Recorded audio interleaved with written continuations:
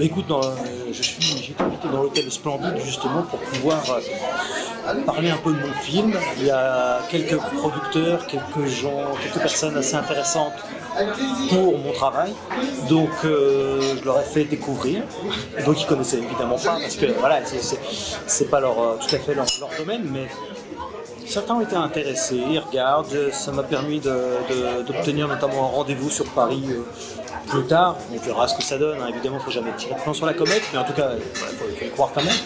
Et puis on verra. Donc, mais tu vois, c'est important, surtout ce que j'ai bien expliqué, c'est que SOS Fantôme, évidemment, le but c'est pas d'avoir les droits sur la franchise. On les aura jamais. Faut quand même être lucide. Ça coûte des millions et des millions. Mais le but c'est d'abord de faire honneur, de rendre hommage à la franchise globalement, à tous ceux qui ont participé à ça, de se faire plaisir, de parler à l'enfant qui est en nous, voilà, c'est de faire revivre ces années-là, mais aussi encore une fois de démontrer. Même si je pense quand même à l'avoir déjà fait avec d'autres films, bah voilà, on a peu de moyens, mais on n'est pas que dans le blabla. Il y a ceux qui parlent, il y a ceux qui font, tu sais ce que c'est, hein. Ah oui, c'est un cas, oui, il y a ceci, oui, cela, tu sais, sur internet, dans les journaux, tout ça, ça parle, mais concrètement, ceux qui font, c'est encore une autre histoire. Donc j'ai vraiment fait le maximum avec cette petite production, grâce à ma communauté, et là, on a pu quand même montrer que oui, c'est pas juste voilà, un truc du blabla, quoi.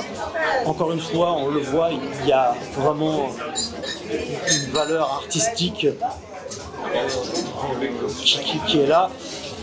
Et donc, si on peut faire ça avec des moyens minimes, alors qu'est-ce qu'on peut faire avec de gros moyens? Parce qu'il faut arrêter de raconter des conneries. Il y en a qui te disent oui, non, mais même avec des petits moyens, tout ça, mais il faut rigoler ou quoi? Vous connaissez pas le cinéma. Les mecs qui font voilà, les films qu'on voit sur Netflix, en DVD, en Blu-ray, au cinéma, partout, en fait, c'est des productions qui coûtent une fortune. Il n'y a jamais une production à 10 000 euros comme je le fais. Là, c'est vraiment à des fins. C'est une forme de démonstration, mais encore une fois, c'est pas juste une démonstration, c'est un ensemble en fait. Voilà, c'est un tout. S'il y a un producteur ou un ou plusieurs producteurs qui comprend déjà, qui voit la vision artistique à travers Bouffe-Tout, c'est-à-dire donc le film, donc il a pris le temps de vraiment regarder, de vraiment bien étudier mon personnage, on réalise, on scénarise, on fait du montage sur logiciel voilà, qui est assez technique quand même, ça s'appelle Adobe Premiere Pro, il y en a d'autres, mais voilà, c'est pas donné à tout le monde, je veux dire, il faut étudier tout ça, il faut comprendre le mécanisme de ce genre de logiciel, ça prend vachement de temps, bon, moi j'ai appris ça il y a longtemps, mais tu vois, donc réalisation, acting, c'est-à-dire la comédie, tout ça c'est un ensemble, l'écriture, tout ça ça a pris vachement de temps, donc ces gens-là, généralement les producteurs doivent voir, voilà, lui c'est intéressant, voilà, qu'est-ce qu'il propose en retour, et moi ce que je propose derrière ça, au-delà de ce court-métrage qui est donc une forme de maquette quelque part aussi, de démonstration, c'est voilà, s'ils veulent voir ce que j'ai fait aussi avant, ce serait pas mal parce que j'en ai fait quand même, j'ai fait par exemple un film qui s'appelle Existentiel, qui est un film post-apocalyptique, le monde entier est dans le chaos le plus total, il y a une dimension très poétique, très artistique, avec un cadrage, avec vraiment des musiques qui ont bien, vraiment, un gros travail a été fait, le film a pris 2 ans et demi pour être fait, tu vois, donc c'est pas rien non plus. Tout petit moyen, mais encore une fois, beaucoup de cœur. Donc s'ils prennent le temps de regarder une partie de l'ensemble de mon œuvre, normalement, ils doivent voir que, effectivement, voilà. Et puis voilà, je m'en fais pas, parce que même s'il n'y avait pas de grosses productions qui s'intéressaient à moi, de toute façon, je sais que je peux continuer mon job.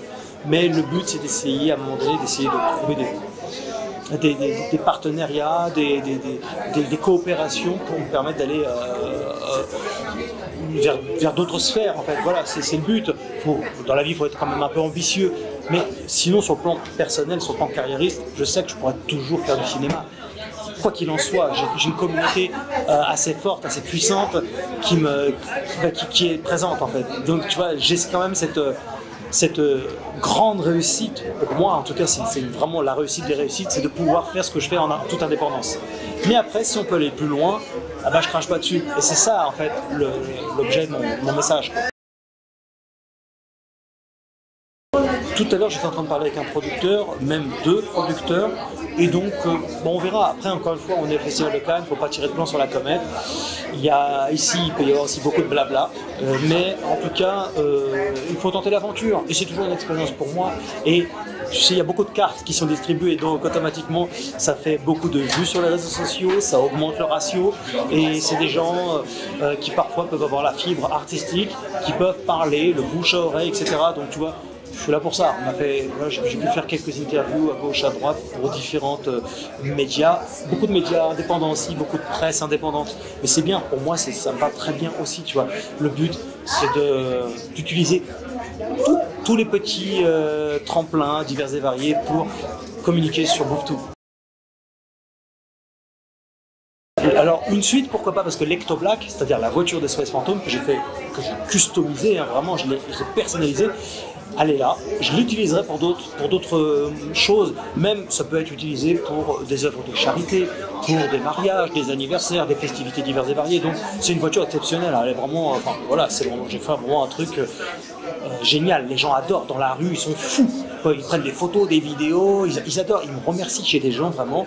J'ai même une personne qui avait presque les larmes aux yeux, ça la faisait revivre des émotions de l'époque, quoi.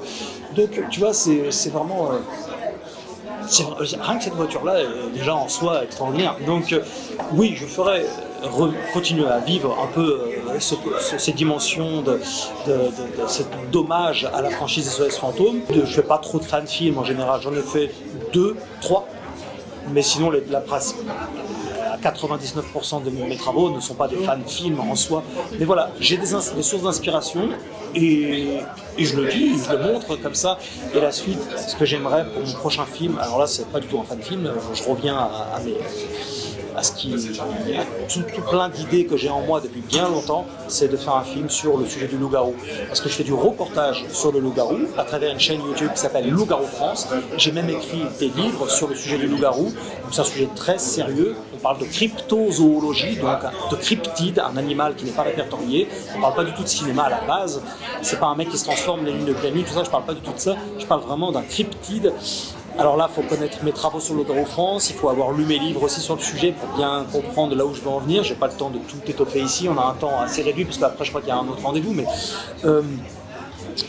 faire un film sur le sujet du loup-garou, non pas sous une forme lycanthropique, c'est-à-dire le mec qui se transforme, mais sous une forme animale, vraiment animale. Et ça, j'adorerais faire ça. Ça demandera des moyens, j'aurais fortement, là encore une fois, besoin de ma communauté. Je suis sûr qu'elle sera fidèle au rendez-vous pour pouvoir générer de l'animatronique, un costume, quelque chose de super intéressant.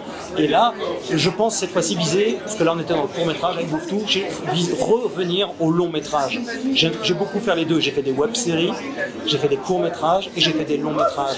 Et donc là, j'ai envie de revenir au long-métrage, un film de plus d'1 heure, 1 heure et demie, et donc bien scénarisé, bien ficelé, avec pas mal d'acteurs, d'actrices, et j'aimerais bien réaliser ce film-là. Donc ça prendra du temps, parce que pour produire un film, amasser du pognon, c'est compliqué, mais j'y arriverai. D'une façon ou d'une autre, c'est écrit déjà à l'avance, c'est une certitude absolue.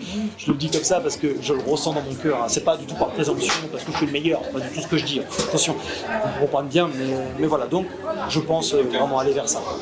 Merci beaucoup en tout cas pour cet entretien, et puis on se retrouve après, peut-être, je sais pas, pendant la soirée, quoi.